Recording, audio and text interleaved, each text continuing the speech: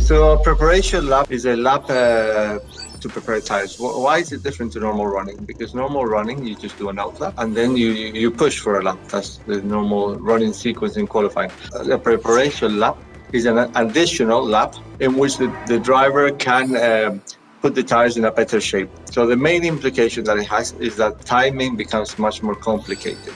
Rather than just having 2 runs of one time lap, suddenly you have teams doing a preparation lap, some teams not doing preparation laps. So traffic becomes a bit of a headache. And this was the case at Portimao this weekend.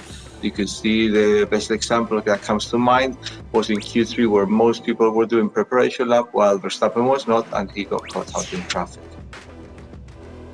Okay, so starting on soft versus starting on medium. This is our bread and butter. This happens nearly every race. And of course, depending on the tire model of that race, it is an easier or more difficult decision to make. In general, soft is the tire that will give you better start performance.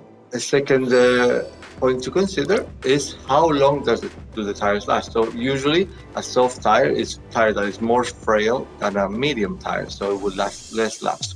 So we have to balance the start performance on one side, on the soft being better, versus how long do we want to go on the second stint. Of course, a soft will allow you to do less laps in general than the medium. In general, going longer allows you to then stop whenever you want, not dictated by what the tire tells you to do. In general, the medium is a better tire to know when to stop rather than, but it has the disadvantage of the start. So in Portimao, tire behavior was quite strange or quite unusual. Coming into the event and coming into the race, we thought the soft tire would be a tough tire to race. The medium tire we thought was a very strong tire. What did we see during the race in Portimao yesterday? So we saw a medium tire that not for everybody, but for some drivers, and one of our drivers in particular, it grained quite a lot. What does graining mean? Graining means that the tire starts losing performance through to accelerated wear. So graining actually results in much more wear than you expected. So what happened to Carlos yesterday is that when we pitted him onto a medium on lap 20, we thought that tire could make it to the end. But for us, that tire grained and it suffered much more wear than anticipated, and that's why Carlos struggled so much on the second.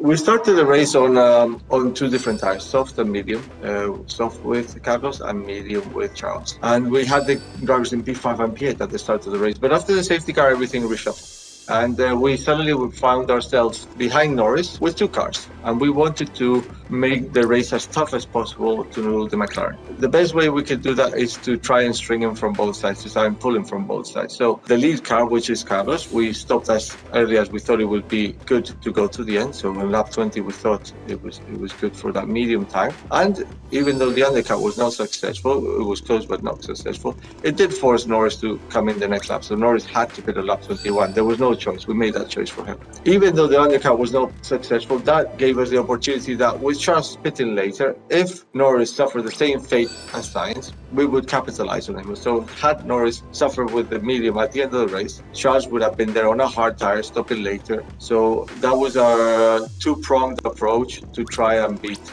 Norris. We know with hindsight that with Carlos we suffered quite a lot from the medium, but we would have still wanted to stop him early to put pressure on Norris. With hindsight, we would have stopped Carlos on lap 20, but onto a hard tire. Now, we would have given up the chance of undercutting Norris, but you still want to stop early to force Norris to stop early also, just to not allow him to do what's best for him. So we would have stopped Carlos early on lap 20 onto hard and kept on Charles longer as we did onto the hard later on, and that way try to put the McLaren in a tight spot.